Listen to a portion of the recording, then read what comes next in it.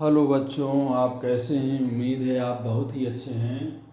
चलिए आज हम लोग एक जो है नया क्वेश्चन लेकर आए हैं जो कि कॉन्सेप्ट बेस्ड क्वेश्चन है, जो कि एक तरीके से नीट और मेन में अक्सर जो है दिखाई पड़ता है। जैसे क्वेश्चन है, if separation between 2 point charges decreases. देखिए कह रहा है कि 2 पॉइंट चार्ज हैं, उनके बीच का जो सेपरेशन है उसको डिक्रीज किया जाता है। जैसे एक चार्ज Q1 है, दूसरा चार्ज Q2 है, और इसके बीच की जो डिस्टेंस R है उसको डिक्रीज किया जाता है। देन कह रहा है इलेक्ट्रोपोटेंशियल एनर्जी EPE, शॉर्ट में हमने कर दिया है। Then electro potential energy of system increases. ऐसा करने पर जो इलेक्ट्रोपोटेंशियल एनर्जी है वो इंक्रीज कर जाता है। Whatever the sign of charges, charge की साइन कुछ भी हो। कह रहा है कि ये सही है या गलत है, इस पर आपको एक कमेंट करना है, एक कमेंट आपको लिखना है। तो दोस्तों देखिए, आपको पता होना चाहिए कि जैसे अगर 2 पॉइंट चार्ज Q1 Q2 है और इनके बीच की दूरी अगर R है, तो U जो होता है, जो इलेक्ट्रोपोटेंशियल एनर्जी होता है, U बराबर K Q1 Q2 by R की क्या होता है, बराबर होता है। देखिए ये फार्मूला अगर आपने NCERT में पढ़ा है तो वहाँ पर आपको पता होना चाहिए। यहाँ Q1 और Q2 की वैल्यू हम लोग विथ साइन लेते हैं, है कि नहीं। यहाँ पर जो EPE है, जो पोटेंशियल एनर्जी है, वो एक तरीके से साइन पर डिपेंड करता है। अब जैसे देखिए आप यहीं पर देख सकते हैं, अगर इसको एनालिसिस हम लोग करते हैं, एनालिसिस अगर किया जाए, जैसे मान लो Q1 भी आपका पॉजिटिव है और Q2 भी आपका क्या है, पॉजिटिव है। अगर दोनों वैल्यूज पॉजिटिव हैं तो श्योर है कि Q1 Q2 बाई R की वैल्यू आपको क्या मिलेगा, पॉजिटिव मिलेगा। यानी U बराबर आपको मिलेगा plus K Q1 Q2 by क्या मिलेगा, R मिलेगा। अब देखिए अगर R को हम डिक्रीज करते हैं, खुद ही दिमाग लगाइए कि अगर ऐसी अवस्था में हम R को अगर हम डिक्रीज करते हैं, तो अगर R हमारा डिक्रीज होता है तो जो होल द क्वांटिटी है उसकी वैल्यू इंक्रीज करेगी। होल द क्वांटिटी की जो वैल्यू क्या है, बढ़ जाएगी, इंक्रीज कर जाएगी। ऐसी अवस्था में जो हमारा U है, जो इलेक्ट्रोपोटेंशियल एनर्जी है, वो क्या करेगा, इंक्रीज करेगा। क्या करेगा, इंक्रीज करेगा। अब देखिए अगर Q1 Q2 जो है आपके अपोजिट साइन में है, अपोजिट साइन में कहने का मतलब अगर हमारा जो Q1 है वो प्लस है और Q2 हमारा जो है क्या है, वो माइनस है, तब क्या स्थिति होगी। तब ऐसी अवस्था में देखिए आप यहाँ पर अगर वैल्यू पुट करेंगे तो U की वैल्यू आपको निगेटिव मिलेगा, minus K Q1 Q2 by क्या मिलेगा, R मिल जाएगा। ये देखिए R मिलेगा। अब ऐसी अवस्था में देखिए आपको ध्यान देना है कि R को अगर हम बढ़ाएंगे, ध्यान दो, R को अगर हम बढ़ाएंगे, या ऐसे समझिए कि अगर R को हम कम करेंगे, R हम अगर कम करेंगे तो ऐसी अवस्था में U की वैल्यू पर क्या इफेक्ट पड़ेगा, U की वैल्यू पर क्या इफेक्ट पड़ेगा। R अगर आपका कम होगा तो U की जो न्यूमेरिकल वैल्यू है वो बढ़ेगी। ध्यान दीजिए, न्यूमेरिकल वैल्यू बढ़ेगी, लेकिन अगर हम साइन की बात करें तो साइन में U की वैल्यू डिक्रीज करेगी। क्योंकि आपको पता है कि भाई अगर हम R की वैल्यू बढ़ाएंगे तो जैसे मान लीजिए U की वैल्यू आपको क्या मिलेगा आपको जैसे -2 joule, -3 joule, -5 joule and so on. वो तो डिपेंड करेगा आपके R पर। अब आप खुद देख रहे हैं R को हम बढ़ा रहे हैं लेकिन U हमारा क्या है, डिक्रीज कर रहा है, क्योंकि -3 आपका ये इससे लेस है, -3 जो है वो लेस है, -5 -3 से क्या है, लेस है। तो R को हम बढ़ा रहे हैं, R को हम बड़ा करते चले जा रहे हैं, बढ़ा रहे हैं, लेकिन ऐसी अवस्था में U की वैल्यू क्या हो जा रही है, लेस हो जा रही है।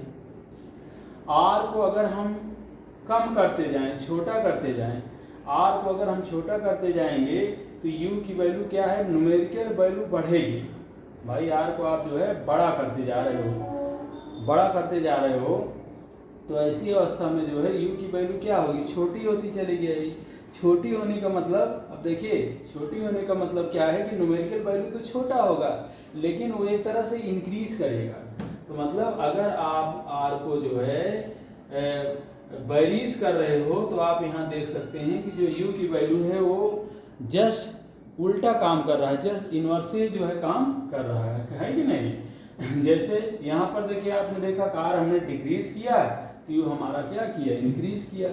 लेकिन यहाँ पर आप देख रहे हैं कि अगर ये निगेटिव साइन में ऐसा है तब यहाँ पर कुछ और स्थिति आ रही। कहने का मतलब है कि आपकी ये दिमाग में होना चाहिए कि जो u की वैल्यू है वो q1 q2 के साइन पर डिपेंड करेगी, वो इस पर नहीं डिपेंड करेगी कि r से हम जो है u को कम कर सकते हैं या ज़्यादा कर सकते हैं। q1 q2 की वैल्यू पर वो होली डिपेंड करेगा। जैसे देखिए कंडीशन हमने बताया दोनों पॉजिटिव हैं तब क्या स्थिति हो रही है, दोनों अगर जो है अपोजिट साइन में है तो क्या स्थिति होगी। यहीं पर आप देख लीजिए कि अगर जो है हम इनको दोनों को निगेटिव साइन में लेते हैं तो अगर q1 भी हमारा निगेटिव है, q2 भी निगेटिव है, तो ऐसी अवस्था में हमारा फिर प्लस बन जा रहा है, यानी कि q1 q2 बाई क्या आ जा रहा है, r हो जा रहा है। अब r हो जाने का मतलब फिर वही स्थिति है कि अगर r को हम इंक्रीज करेंगे, अगर r को हम इंक्रीज करेंगे तो u हमारा क्या हो जा रहा है, डिक्रीज हो जा रहा है। u हमारा क्या हो जा रहा है, डिक्रीज हो जा रहा है। तो देखिए कुल मिलाकर ये दिमाग में आप बैठाइए कि ये भाई हम डिसाइड नहीं कर पाएंगे कि u की वैल्यू जो है वो हमेशा जो है कम होगा या ज़्यादा होगा, क्योंकि सीधे लिखा है system EPE of the system increases, तो we can not clear it, it depends on the sign of q1 and q2, not wholly on the r। ये कंप्लीटली हम ये नहीं कह सकते हैं कि ये r पर ही डिपेंड करेगा, बल्कि ये q1 और q2 के साइन पर भी डिपेंड करेगा। तो देखिए अच्छा क्वेश्चन है, अगर थोड़ा से आप जो है इसको एनालिसिस करेंगे तो काफ़ी कुछ चीज़ें जो है इसमें जो है क्लियर हो जाएंगी। ऐसे देखिए जो है एक क्वेश्चन और हम ले रहे हैं जो कि आपके जो है बेस्ड है, प्रीवियस ईयर भी बेस्ड है, और ये क्वेश्चन आपकी NCERT में भी दिया है, तो हम लोग डिस्कस करते हैं जो है इस क्वेश्चन को। जैसे दिया है a region consist uniform electric field E, बस इसको हम लिखते हैं जो है, क्वेश्चन को हम पढ़ते चल रहे हैं। दिया है a region consist uniform electric field E and uniform gravity g perpendicular to each other. कह रहा कोई इलेक्ट्रिक फील्ड का रीजन है और रीजन इस तरह है कि उसमें जो इलेक्ट्रिक फील्ड है वो यूनिफॉर्म है, यूनिफॉर्म है, एक समान इलेक्ट्रिक फील्ड उसमें है, यूनिफॉर्म है, एक समान उसमें इलेक्ट्रिक फील्ड है। और एक समान इलेक्ट्रिक फील्ड के साथ ये भी बताया गया है कि जो जी है वो परपेंडिकुलर टू क्या है, ई है। अब देखिए ये सब चीज़ें पढ़ते समय ही आपके दिमाग में आ जाना चाहिए कि अगर यूनिफॉर्म इलेक्ट्रिक फील्ड है तो एक तरीके से अगर ई का डायरेक्शन हम रिप्रेजेंट करते हैं तो चार्ज पर फोर्स किस डायरेक्शन में लगेगा, है कि नहीं। जैसे क्वेश्चन को हम यहाँ लिख दे रहे हैं, क्वेश्चन को आप देखिए जो है दिया है अ रीजन कंसिस्ट, और देखिए रीजन कंसिस्ट ऑफ, दिया रीजन कंसिस्ट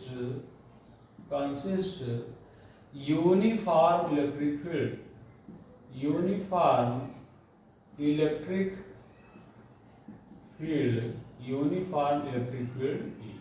देखिए अच्छा क्वेश्चन है, NCERT में भी दिया है a region consist uniform electric field E and uniform gravity g, and uniform gravity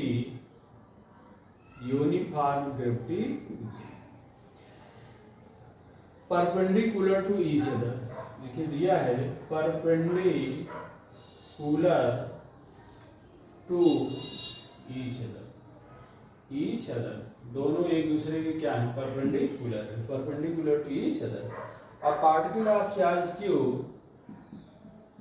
देखिए a particle of charge Q and mass m,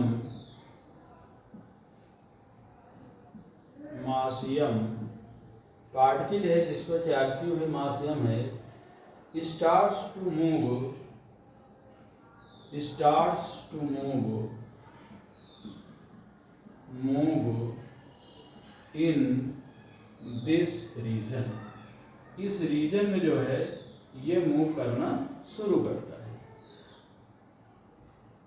deduce an equation of trajectory, कह रहा है find equation of trajectory. Trajectory का मतलब क्या होता है? Path.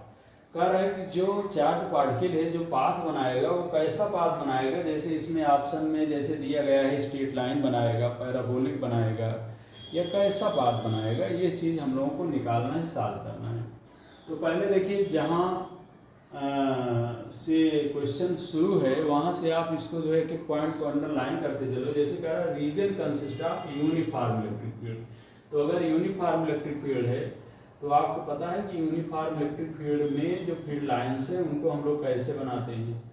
मान लो फील्ड लाइंस को हमने ऐसे बना दिया है और एक पॉजिटिव डायरेक्शन ऑफ एक्स है, हमने इसको ले लिया positive direction of x, positive direction of x, तो यूनिफॉर्म इलेक्ट्रिक फील्ड है। और इसमें देखिए कह रहा है कि यूनिफॉर्म इलेक्ट्रिक जी में ये जो है एक तरह से कंसिस्ट कर रहा है, और यूनिफॉर्म इलेक्ट्रिक फील्ड का मतलब है कि जी का जो डायरेक्शन है वो कुछ ऐसे है। देखिए जी का डायरेक्शन कुछ ऐसे है, ई के परपेंडिकुलर है। करा particle charge Q and mass m starts to move in this region. मान लो एक पार्टिकल है, यहाँ पर हमने इसको रखा है, इस पर चार्ज देखिए प्लस क्यू है और जो मास है वो यम है। कह रहा है इसमें मूव करना शुरू करता है। देखिए ऐसे कुछ दिया है कि इसमें मूव करना शुरू करता है। तो कह रहा है कि बताइए जो है कि इसका जो पाथ है वो कैसे बनेगा, किस तरह का पाथ ही बनाएगा, स्ट्रेट लाइन है, पैराबोलिक है, सर्कुलर है, कैसा पाथ बनाएगा, ये हम लोगों को एक तरीके से प्रूव भी करना है और पाथ को फाइंड करना है। तो देखिए बिल्कुल आसान, बस थोड़ा से आपको ध्यान देना है कि अगर चार्ज पार्टिकल जिसका चार्ज क्यू है इसको यूनिफॉर्म इलेक्ट्रिक फील्ड ई में अगर हम रखते हैं, जिसका डायरेक्शन हमने पॉजिटिव एक्स ले लिया है, तो आपको अच्छे से पता होना चाहिए कि जब इस पार्टिकल को हम छोड़ेंगे तो ई के कारण जो इस पार्टिकल पर फोर्स लगेगा वो फोर्स जो है एक तरह से इसको एक्सीलरेट करेगा, पार्टिकल को एक्सीलरेट करेगा। और जो एक्सीलरेशन की वैल्यू है वो कितनी होगी, यानी एक्सीलरेशन ऑफ द पार्टिकल कितना होगा, अगर उसको हम लोग ax लें तो ax जो है qe डिवाइडेड बाई m के क्या होगा, बराबर होगा। क्यों? क्योंकि आपको अच्छे से पता है कि qe जो है फोर्स ऑन द पार्टिकल को रिप्रेजेंट कर रहा है।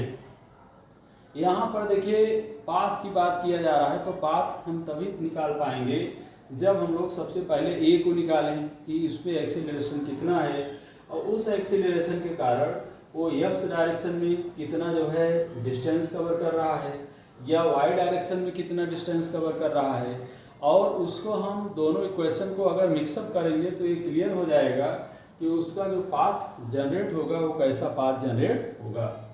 तो देखिए अगर हम चार्ज पार्टिकल को लेते हैं कि चार्ज पार्टिकल जो है वो पॉजिटिव एक्स डायरेक्शन में मूव कर रहा है, तो कितना उस पर फोर्स लगेगा, क्योंकि ई के डायरेक्शन में ही फोर्स लगेगा और उधर ही पार्टिकल वो मूव करेगा, एक्सीलरेट करेगा। तो acceleration along the x axis on the particle is given by ax equal to q by m। और इसके कारण जो है एक्स डायरेक्शन में जो दूरी वो चलेगा तो एक्स बराबर क्या हो जाएगा, अगर हम एक्स बराबर निकालते हैं तो ut प्लस, आपको पता होना चाहिए, देखिए ये uxt plus half ax t square. अगर t टाइम में हम निकालते हैं कि t टाइम में x के अलाउंग कितना वो दूरी चला, तो x बराबर आ जाएगा, ये देखिए इनिशियल जो इसकी स्पीड है इसके डायरेक्शन में 0 है, और ये आपका हो जाएगा half ax t square. This is given by ax की वैल्यू अगर हम पुट करेंगे तो यहाँ पर आ जाएगा half qe divided by m into t square. कहने का मतलब आप ये कह सकते हैं यक्स की वैल्यू जो आ रहा है half q e divided by m into t square, इसको आप इक्वेशन 1 कर दीजिए। कहने का मतलब पार्टिकल जिस पर फोर्स एफ लग रहा है वो यक्स डायरेक्शन में इसको कितना ले जाएगा, यक्स बराबर half q e by m into t square, है कि नहीं। अब देखिए पार्टिकल पर जी भी काम कर रहा है, तो जी के कारण जो है इसका जो वेट है वो डाउनवर्ड काम करेगा। कहने का मतलब इस पर एक ऐसा फोर्स लग रहा है जो कि ई के डायरेक्शन के परपेंडिकुलर भी है। तो उस चीज़ को भी हम लोग देखते हैं कि जो परपेंडिकुलर जो डाउनवर्ड डायरेक्शन में एक्सीलरेशन है उसके कारण ये कितना डिस्टेंस कवर करेगा। तो पहले तो ये समझिए, अगर हम इसको जो है परपेंडिकुलर एक्सीलरेशन को अगर हम एवाई से लिखें, ये एवाई जो है जी के क्या हो जाएगा, बराबर हो जाएगा, क्योंकि ये जस्ट क्या है, परपेंडिकुलर डायरेक्शन में है। अब यहाँ से अगर हम निकालें कि भाई परपेंडिकुलर डायरेक्शन में कितनी दूरी चला, तो y बराबर क्या मिल जाएगा, हाफ जी टी स्क्वायर मिल जाएगा। उतने ही समय में, उतने ही टाइम में जो परपेंडिकुलर डिस्टेंस है, तो देखिए उतने ही समय में जो परपेंडिकुलर डिस्टेंस से चलेगा वो हाफ जी टी स्क्वायर चलेगा। मतलब ये नीचे की तरफ भी परपेंडिकुलरली भी जो है एक तरह से मूव कर रहा है with displacement along the x direction. तो यहाँ पर y बराबर हाफ जी टी स्क्वायर। अब देखो x बराबर इतना आया इक्वेशन 1 में, y बराबर इतना आया 2 में। 1 और 2 को हम सॉल्व करेंगे। 1 और 2 को अगर हम सॉल्व करते हैं तो सॉल्विंग वी गेट, इसको अगर आप सॉल्व करते हैं तो सॉल्व करने पर आपको मिलेगा y इक्वल टू मिल जाएगा m g by q e, m g by q e और इनटू क्या मिल जाएगा, एक्स, ये मिल जाएगा। अब आप यहाँ पर देख सकते हैं कि आपका equation y equal to m x, अगर आपने स्ट्रेट लाइन पढ़ा है तो y बराबर देखिए एम एक्स टाइप का है, जहाँ m क्या है, ग्रेडियंट है, जो कि x एक्सिस से एंगल को शो करता है, जो कि tan थीटा के भी क्या होता है, बराबर। तो y बराबर m g divided by q into क्या हो गया, x हो गया। तो ये एक स्ट्रेट लाइन को शो कर रहा है। कहने का मतलब यह है कि आप यहाँ से कह सकते हैं कि पार्टिकल जो है वो स्ट्रेट लाइन मोशन करेगा, देखिए स्ट्रेट लाइन मोशन करेगा। पार्टिकल जो है एक तरह से स्ट्रेट लाइन में या सरल लाइन में, सरल रेखा में गति करेगा। तो देखिए बिल्कुल सिंपल क्वेश्चन, पार्टिकल को छोड़ा गया, एक्स के डायरेक्शन में कितना जो है फोर्स लगा और उस फोर्स के कारण कितना एक्सीलरेशन आया, और उस एक्सीलरेशन के कारण एक्स डायरेक्शन में इसका डिस्प्लेसमेंट कितना है, उसको आपने आसानी से निकाल लिया। जस्ट वाई डायरेक्शन में जो फोर्स काम कर रहा है, जो ग्रेविटी काम कर रहा है, उस ग्रेविटी के कारण, उस जी के कारण जो है कितना जो है वाई डायरेक्शन में डिस्प्लेसमेंट हुआ, आसानी से निकाल सकते हैं। वाई बराबर हाफ जी टी स्क्वायर। अब 1 और 2 को आपने सॉल्व कर दिया, 1 और 2 को आपने सॉल्व किया तो y बराबर आपको मिला m g divided by q e into x. कहने का मतलब ये एक तरह का क्या हो गया, स्ट्रेट लाइन इक्वेशन हो गया, स्ट्रेट लाइन इक्वेशन। तो देखिए 2 क्वेश्चन हमने आज आपको दिया जो है, एक जो है इलेक्ट्रिक पोटेंशियल एनर्जी पर बेस्ड, उसको आप अच्छे से फार्मूले के साथ रिवाइज करिए, दूसरा एक क्वेश्चन। और अगले टर्म पे कल जो है फिर हम आपको 2-3 क्वेश्चन शार्ट में जो है ऐसे आपके प्रीवियस ईयर पर बेस्ड हम करवाएंगे। ज़्यादा से ज़्यादा लोग आप जुड़िए, जो है मित्रों को जोड़िए, चैनल को आप बढ़ाइए, सब्सक्राइब करिए, ताकि अच्छे से अच्छे क्वेश्चन हम आपको दे सकें।